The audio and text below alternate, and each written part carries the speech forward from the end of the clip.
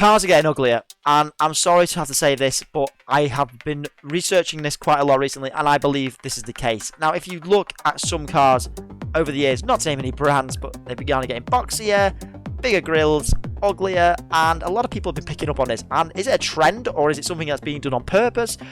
Let's find out in today's video. Before I kick off, I just want to make this absolutely plain that this is a very subjective video, and if you do think a car is good looking, well, that's fine, you do. But I think for the most part, and most people will probably agree, a lot of cars are getting uglier, and there's actually some statistics to back this up, and I'll go into this in a minute. But as you can see here, some cars, such as the brand you're seeing here, not BMW at all, is, I think, making uglier cars, and have been named and shamed specifically quite a lot over the last few years for their cars. And it doesn't seem to be just BMW. Other brands seem to be making the same mistake as well, and they don't seem to be getting any better. But I think I can prove this. Let's go back in time.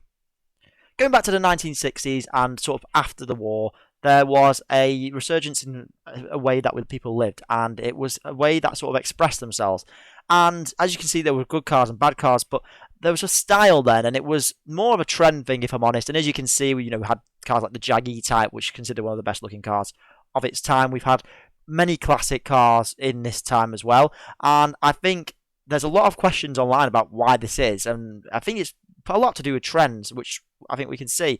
We had big American cars back in the 70s and before in the 60s for years. Like, a lot of cars were just styled because of their appearance and really didn't care about practicality.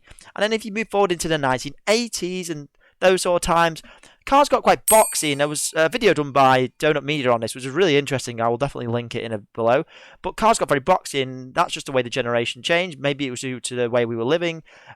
Times were really difficult as the 80s went through, and I think when we went into the 90s, there was sort of more recessions, that sort of thing. And not that it was a bad thing, but cars definitely got boxy. Now, there's some good ones like the Nissan Skyline GTR, as you can see here, and I absolutely love this car. But I don't think boxy means it's bad. The Nissan Cube is boxy, but it doesn't mean it was bad. I actually think this kind of came back as a bit of a trend as well, and definitely a car that I really like. But I want to find out why that was, and mostly it was just due to the trends and the years that we went in. So moving on to the trends, I want to talk about that. And you may have noticed over the last few years, big grills have been a bit of a trend on cars, and not to name any names, of course, again, but this has been quite common. A lot of people really hate this. Some people like it, but there's something about a grille that really defines a car, and I think people see it as a face. Now, some cars like the Rolls-Royce Phantom, as you can see here, really own their grille. It sort of deserves to have a grille like that because it's a big statement car.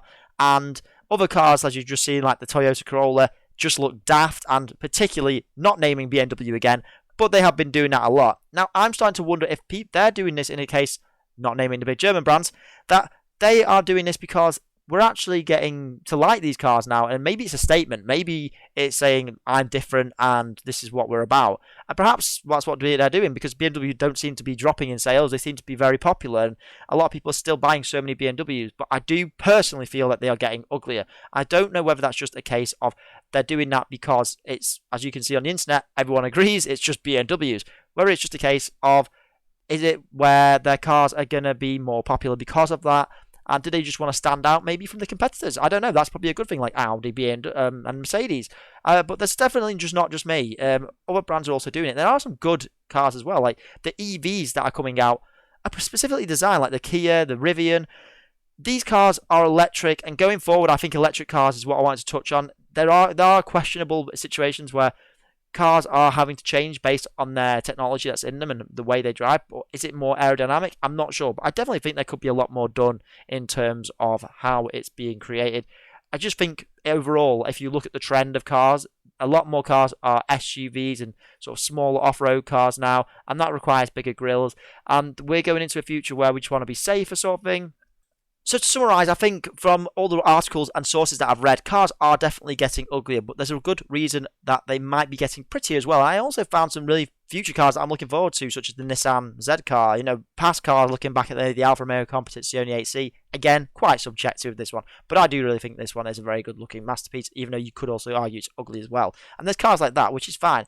And a lot in the hypercars, when I did a lot of research around this, hypercars and sports cars are the cars that continue to get better looking, where the everyday cars, such as maybe a Kia, might be getting worse in terms of their looks, and that's what the average people seem to be having. And I think, in summary, in terms of the cars that we're going to get going forward being electric for the most part after 2030, they are going to be a little bit uglier, but more mainstream sort of sports cars and supercars will still look great.